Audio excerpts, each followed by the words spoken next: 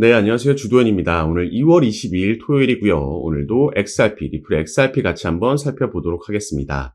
자, 일단 차트를 봤을 때 어제 시장 전체에 악재가 터져 나왔죠. 그러면서 다시 한번 최근 움직이고 있던 파란색 추세 채널의 상단 라인을 돌파해 줬다가 다시 채널 안으로 들어오는 모습까지 확인이 된 겁니다. 그리고 이 악재가 시장에서 꽤나 예민하게 반응하는 주제의 악재다 보니까 오늘 그리고 내일까지 주말 사이의 움직임도 함께 우리가 체크해 볼 필요가 있겠는데요. 자, 우선 이 부분입니다. 어제 코인베이스 관련된 호재도 함께 나왔었지만 그 이후에 나온 바이비트 해킹 사건으로 인해서 여기에 대한 영향을 직접적으로 시장이 받고 있는 거죠. 이 악재를 그대로 반영하고 있다는 겁니다. 아무래도 해킹이라는 거, 이 보안 관련된 사안이다 보니까 코인 시장은 당연히 여기에 예민하게 반응할 수밖에 없는 거고, 때문에 우리는 이 조정이 어디까지 나오고 어디서 지지라인을 만들고 반등이 나오는지 이 타점을 주의 깊게 확인할 필요가 있다 보여지는 거죠. 다만 어떤 사건이든지 간에 시장은 반드시 이 지지라인 만들고 반등 나오는 작업을 가져갈 거고요. 그 이후의 움직임은 리플 같은 경우에는 여전히 긍정적입니다. 아까 이 기사에서도 나와 있는 코인베이스 호재도 그렇죠. 제가 이전에 이 기사들도 보여드렸습니다. SEC와 바이낸스 소송이 지금 60일간 중단됐다. 이건 양측의 요청으로 인해서 중단됐다, 연기됐다 말씀을 드렸고요. 같은 날 SEC는 코인베이스의 소송도 연기 요청했다라는 거 말씀을 드렸죠. 그래서 리플에 대한 소송 관련해서도 연기되고 철회되면서 합의에 대한 기대감이 생겨날 거다 말씀을 드렸는데 지금 코인베이스와의 소송은 연기 이후에 이게 지금 철회까지 확정이 됐습니다. 그래서 리플 소송 관련해서도 지금 루머긴 하지만 72시간 안에 리플의 소송 사건이 합의로 마무리될 수도 있다라는 얘기가 나오고 있다라는 거죠. 이 부분은 단지 루머일 뿐이고 그 가능성은 개인적으로 높지 않다라고 보고 있지만 이 기대감은 확실히 반영될 수 있다. 이 포인트를 체크하시면 좋을 것 같습니다.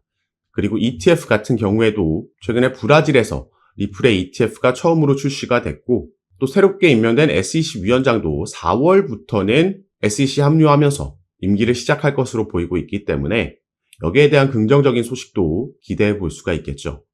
그리고 또 한 가지 제가 이전에도 말씀을 드렸지만 리플은 이 실물자산 토크나 올해 정말 핫할 것으로 예상되는 이 테마와도 연관이 있기 때문에 여기에 대한 기대감도 살아있는 상황입니다. 그래서 결국에는 이번 2025년 트럼프 랠리의 주인공은 리플이 될 수밖에 없다. 여러 가지 근거들을 우리가 확인해 볼 수 있다는 거죠. 그래서 지금부터는 그 근거를 같이 한번 살펴볼 건데 지금부터 말씀드린 이 재료들이 리플을 보유하고 계시거나 아니면 신규 투자를 고려하고 계시더라도 올 한 해 끝까지 중장기적으로 봤을 때 가장 핵심이 되는 중요한 내용이기 때문에 꼭 끝까지 시청해 주시고 그 전에 밑에 있는 구독과 좋아요 버튼도 한 번씩만 눌러주시면 제가 이렇게 영상 제작하는 데 큰 힘이 된다는 점 먼저 말씀드리고요. 추가로 영상 밑에 더보기란 클릭하시면 제가 이렇게 저희 정보방에 참여하실 수 있도록 간편하게 링크를 만들어 놨습니다. 이 링크 클릭하시고 연락 주시면 제가 정보방 입장을 도와드릴 거고요. 정보방에서는 앞으로 나올 수 있는 이 시장의 변수들, 최근에는 거시경제 이슈들과 같은 이슈들이 있었는데 이런 이슈들에 우리가 어떻게 대응하면 좋을지 여기에 따라서 시장은 어떻게 방향성을 잡고 움직이고 그래서 이 부분을 모니터링하면서 여기에 따른 알맞은 대응 방법과 구체적인 타점까지도 공유해 드리면서 여러분들 매매하시는데 도움을 드리면서 함께 진행하고 있는 방이니까요. 이런 정보들 받아보시면서 여러분들 투자 판단에 참고하시고 매매 진행하시면 더욱 좋을 것 같습니다. 리플이 트럼프 랠리의 선두주자가 될 수밖에 없는 이유는 그만큼 탄압을 많이 받았기 때문이다라고 보도를 했습니다. 자, 이 탄압은 바로 SEC와의 소송을 얘기하는 거죠. SEC는 2020년도 12월 달에 리플에게 처음 소송을 제기했습니다. 그래서 이게 지금 무려 4년째 이어져 오고 있는 거죠. 자, 당시에 이 소송을 제기한 건은 XRP를 증권이다라고 SEC는 얘기한 거고요. 리플이 본인들에게 등록하지 않은 미등록 증권을 판매했다는 건으로 소송을 제기한 거죠. 이 SEC가 바로 증권거래위원회이기 때문에 리플뿐만 아니라 대형 거래소들인 바이낸스나 아니면 코인베이스에게도 소송을 제기를 했고요. 그래서 이 소송을 통해서 코인 시장 전체를 증권으로 본인들의 관할 아래로 가져오려는 수작을 부린 겁니다. 하지만 이 부분이 전부 물거품이 됐죠. 일단 리플과의 소송에서 약식 판결문이 7월 달에 나왔고요. 이때 분리 판결이 나왔습니다. 그래서 1차 시장과 2차 시장을 분리해서 판결했는데 1차 시장, 기관들에게 판매된 XRP는 증권이다. 그리고 2차 시장 개인들에게 판매된 XRP는 증권이 아니다라는 판결이 나왔습니다. 시장은 당시에 여기에 더 주목을 했죠. 거래소에도 판매된 XRP는 증권이 아니다라는 판결을 듣고 나서 당시에 리플이 급등하는 모습을 우리가 확인을 했었습니다. 그런데 이때 급등을 했다라고 해도 1,000원대를 찍은 거였고 이 이후에 SEC가 여기에 대한 항소를 하면서 이걸 다시 반납하는 모습이 나왔었죠. 지금 약식재판 판결문이 나왔을 때보다 이 소송 리스크에서 해제될 수 있다. 지금 이 소송에서 리플의 승리가 거의 확실시되고 있기 때문에 이런 상승력, 이런 가격대까지 와 있다라는 겁니다. 자, 트럼프가 당선되기 전에 여러 암호화폐 관련 공약들을 내놨을 때 그 첫 번째가 바로 SEC의 위원장을 교체하겠다라는 거였습니다. 그리고 당선이 되고 나니까 SEC 위원장이 직접 사의를 표명했고 그래서 1월 20일 날 교체가 될 예정이죠. 이 차기 위원장도 이미 임명이 완료가 됐고요. 이는 친암호화폐적인 인물로 지금 임명이 된 상황입니다. 그렇기 때문에 이 소송 건도 합의로 끝나든 아니면 SEC 측에서 자체 취하하든 둘 중에 하나로 결국에는 종료가 될 거라고 시장은 거의 확신하는 분위기고 이게 소송이 진행됐던 만 4년 동안 리플은 여러 호재 소식들이 있었고 사업적인 측면에서도 그 사업들을 다각화하면서 괄목한 성과들을 내놨었지만 그게 시세에 반영되지 않았던 이유가 바로 다 이것 때문이었던 거죠. 그래서 탄압을 많이 받았었는데 이제는 이 부분이 해소될 거기 때문에 내년까지 이어지는 이번 암호화폐 상승 사이클에서 가장 큰 랠리를 보여줄 수 있겠다 우리가 기대해 볼 수 있는 부분입니다. 자, 이 소송이 종료됨에 따라서 그럼 리플이 이제 어떤 재료들을 가지고 랠리를 만들고 상승 모멘텀을 만들지 우리가 살펴볼 필요가 있겠는데요. 그중 첫 번째는 바로 이 IPO라고 볼 수 있겠습니다. 트럼프 당선으로 인해서 암호화폐 기업들의 IPO 가능성이 커졌다라고 나와 있는데 자, 우리가 용어를 하나 말씀드리자면 ICO는 XRP와 같은 이 코인이 거래소에 상장되는 것을 의미합니다.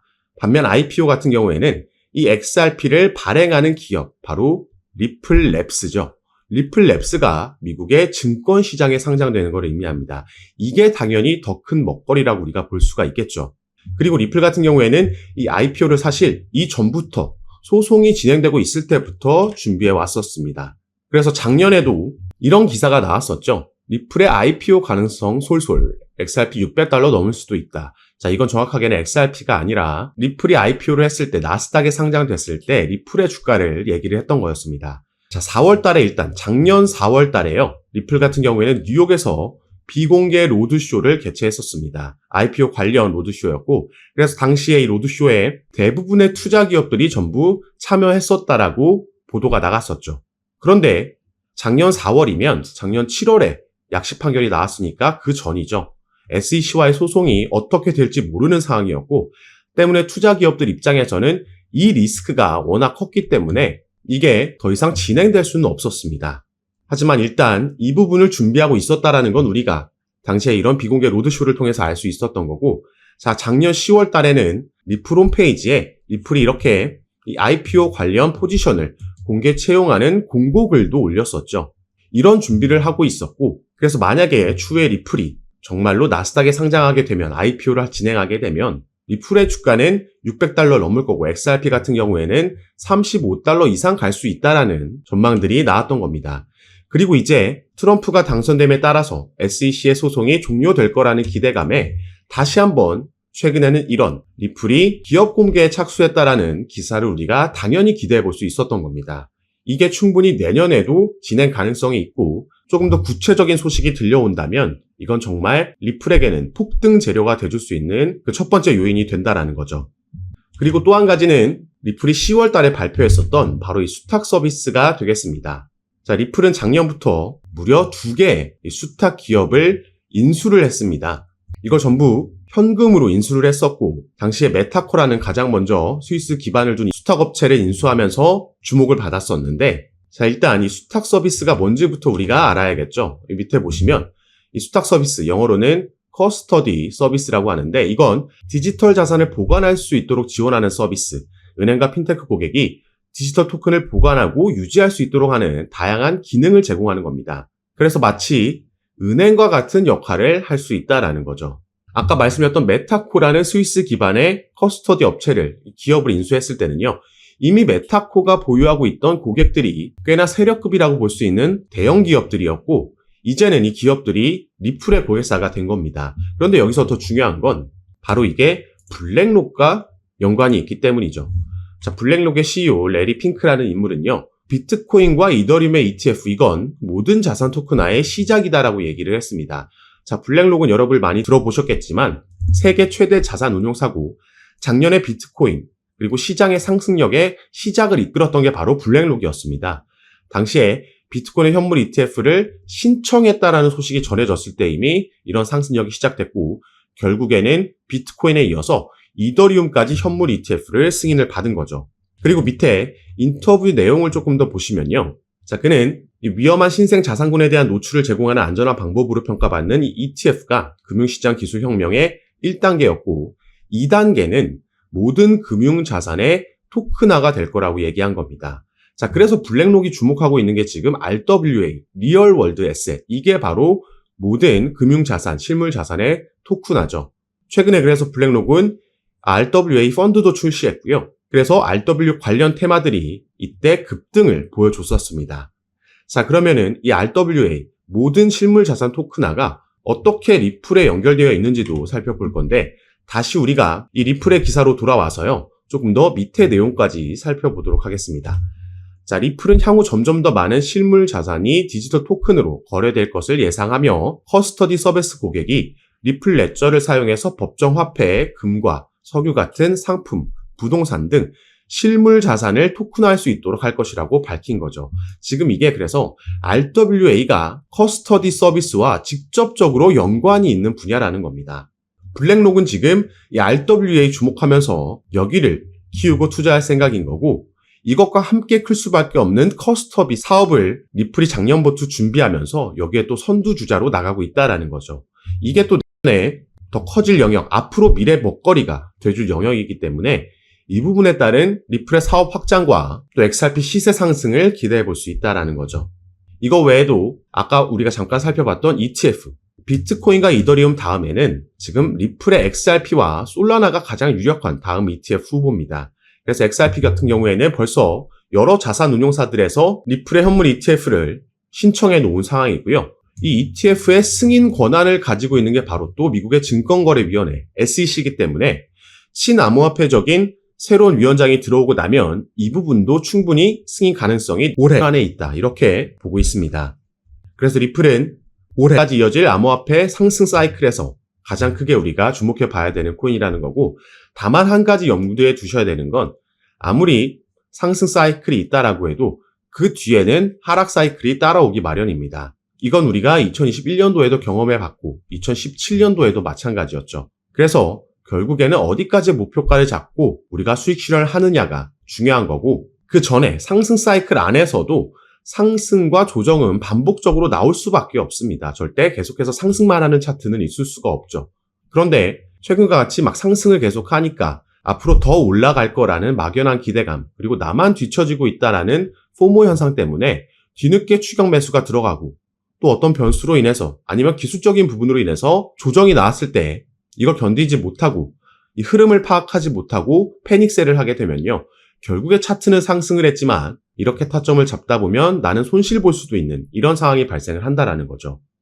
그렇기 때문에 이런 시행착오를 줄일 수 있게 도움을 드리기 위해서 제가 아까 말씀드렸던 무료 정보방을 운영하고 있는 거고, 이런 이론을 알고 있다라고 해도 막상 급락이 나오게 되면 개인 투자자들께서 버티는 게 쉽지 않다라는 거 잘 알고 있습니다.